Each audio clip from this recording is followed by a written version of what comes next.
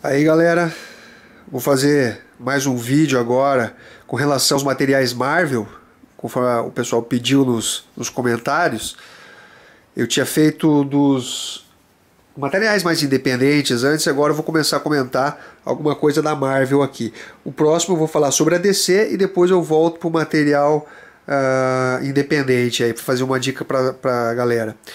A questão é a seguinte também, nem todos eu vou elogiar, às vezes, tá? Quer dizer, eu vou tentar comentar mais, fazer um review sobre os materiais que estão sendo lançados e tal. Às vezes o pessoal acha que também é bom e acaba se surpreendendo e vê que não é lá essas coisas. Às vezes tem materiais que são muito específicos para os leitores, que são mais colecionadores do que efetivamente para leitores novos ou leitores que somente querem ler uma boa história. Então vamos começar aqui. Esse material aqui é do Brian Michael Bendis. Aqui a série se chama Elias, né? E é uma história sobre a Jessica Jones, que é uma criação do próprio Bendis, né? Ele ganhou vários prêmios com essa série aqui. Ela participa do universo Marvel tradicional. Ela foi criada há pouco tempo, acredito que em 2000, na década que passou, década passada. E ela é um personagem relativamente novo. Ela é casada com o Luke Cage, certo? Ela foi introduzida no universo tradicional da Marvel.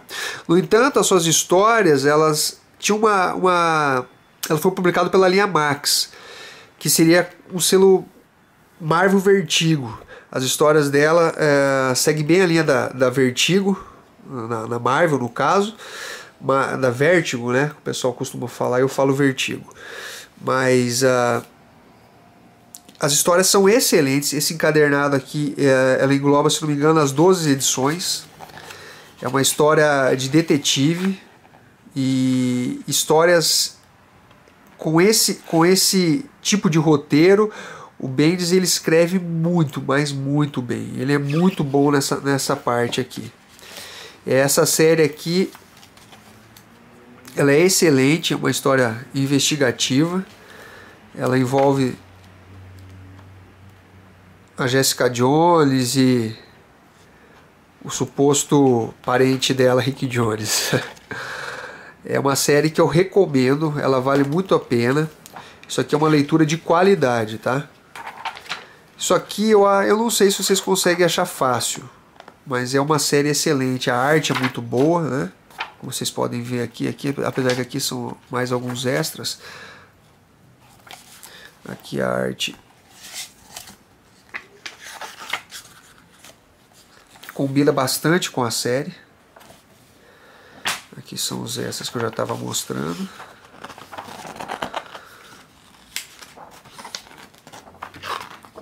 Bom, enfim, esse encadernado aqui foi publicado pela Panini e eu recomendo. Vamos falar agora desse lançamento que está em banca. Eu acho que vocês conseguem ainda achar em banca ela. Essa aqui ela foi publicada, salvo engano, em Marvel Apresenta número 4, alguma coisa assim. Então, ou seja, é uma republicação, só que aqui no formato mais apurado. Você pode ver que é um encadernado. São poucas páginas, são 108 páginas. O valor é um pouco salgado, R$17,50. Mas é uma história bem interessante que foge do tradicional do personagem. É por isso que ele é legal, né? Você não precisa conhecer toda a cronologia, ela é uma história à parte, uma história separada. Ela é escrita pelo Brian Azzarello e o Richard Corbin nos desenhos. Os desenhos dele são bem diferenciados, tá? Eu particularmente gosto da arte dele. Ela é bem diferente do tradicional.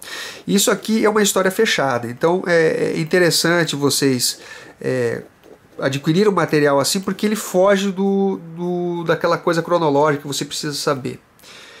Aqui os desenhos, as pessoas podem às vezes se estranhar um pouco. Ó, o Hulk ele é diferente, tá? O Dr. Samson aqui, ele está retratado uma forma bem sacana, bem sarcástica o modo dele lidar. Os diálogos aqui, as cenas de combate são interessantes, toda a trama envolvendo o Banner, usando ele, o exército usando o Hulk, certo? E tem aqui a parte final, tem um diálogo bem interessante do Banner com o Samson aqui, é bem legal. Eu não diria que essa série aqui ela é sensacional ou uma das melhores coisas publicadas do personagem, mas eu acho que ela vale bastante a pena, porque é uma série fechada, é bem acima da média, tá? Vale a pena realmente comprar essa edição aqui, porque você não precisa se preocupar com cronologia. Vamos ao próximo. Terra X. Para mim, essa saga ela é genial, ela é espetacular, ela merece todos os elogios, é uma das melhores publicações que a Marvel já lançou. Ela foi lançada primeiro pela Mitos Editora, eu acho que foi uma minissérie em 4 edições, que houve diversos cortes, eles publicaram ela meio picotada aqui. E aqui, essa versão, que é uma versão de 476 páginas, a versão integral da publicação Terra X. Foi lançado pela Panini. Esse material aqui acho que já está esgotado em banca.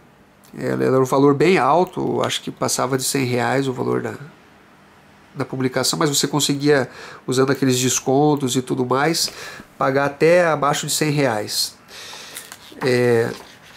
Ele é escrito pelo famosíssimo Alex Ross e o Jim Krueger.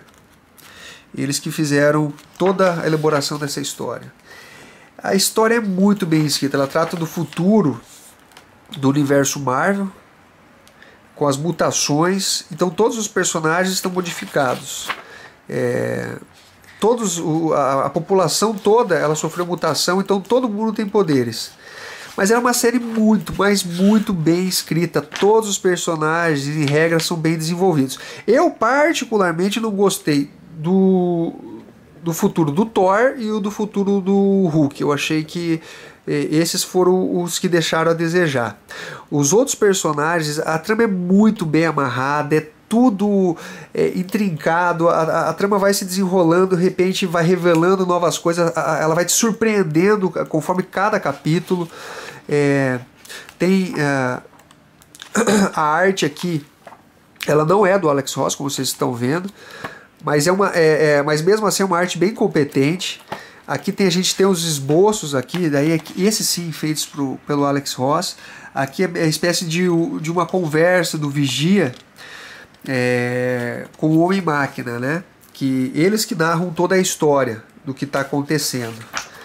E a ideia do Vigia, toda a ideia, eu não posso comentar muito porque eu posso acabar dando spoilers, mas a trama é muito bem feita, é um gibi espetacular, é uma das melhores publicações da Marvel, na minha opinião. Ele é genial, essa série, ela é muito, muito boa, muito boa. A continuação dela é Universo X e depois tem Paraíso X, que ainda não foi lançado no Brasil. O Universo X foi lançado, mas depois eu comento sobre ele. Eu recomendo demais essa série. Vamos ao próximo. Isso aqui eu não vou falar especificamente dessa Biblioteca Histórica Marvel com relação ao Incrível Hulk. Quando eu falar dela, eu vou estar falando da Biblioteca Histórica do Homem-Aranha, do Capitão América, do Homem de Ferro, do Thor, dos Vingadores, dos X-Men, Demolidor. A questão é a seguinte: esse tipo de material aqui, ele não é material para leitor novato. Isso aqui é para colecionador, especificamente para colecionador. Então não adianta a pessoa que entrou agora no mundo das HQs falar: eu quero uma leitura aí legal, e você, colecionador antigo, vai indicar isso aqui. Isso aqui, na minha opinião, ela é uma história, essas bibliotecas históricas são histórias, do ponto de vista de um leitor novato, são chatas, envelheceram mal, os desenhos são medianos comparados aos de hoje. Calma que depois eu comento sobre isso. São histórias com bastante textos.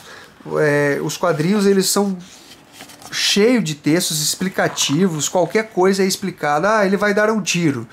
Então ele aparece o cara apontando a arma que vai dar o tiro, mas sendo que o quadrinho já explica isso, né? O próprio desenho, quero dizer, já demonstra isso. Não precisava estar no roteiro. Então você vê que ó, a arte, eu já volto a falar do Jack Kirby e tudo mais, mas ela é uma arte que, vamos falar sério, ela não é uma arte que agrada hoje os padrões de hoje. Houve toda uma evolução. Isso aqui eu estou falando pela visão de um leitor novato. Então eu não indicaria isso aqui para um leitor novato. Isso aqui é para colecionador, tá? Então as histórias elas são bem bobinhas, bem viajadas. Em geral as histórias ela se desenvolve por 20 e tantas páginas, faltando uma página e meia tudo se resolve rapidamente. Há todo o desenvolvimento e nas últimas 2 páginas, 1 página e meia, se resolve toda a situação. Olha, para quem aqui ó, vê, o Hulk tinha uma briga de roteiro com o desenho, que na verdade quem fazia os desenhos primeiro o sistema era diferente naquela época. Eram os desenhos feitos pelo...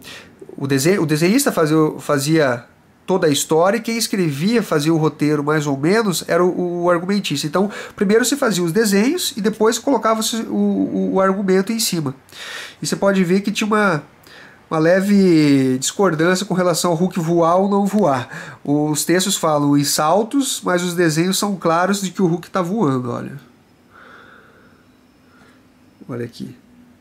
Isso aqui não é bem um salto, né? Ninguém faz uma curva. Tá, mas enfim. Agora vamos falar numa visão de colecionador disso aqui. Isso aqui numa visão de colecionador, isso aqui é um ente essencial. Por quê?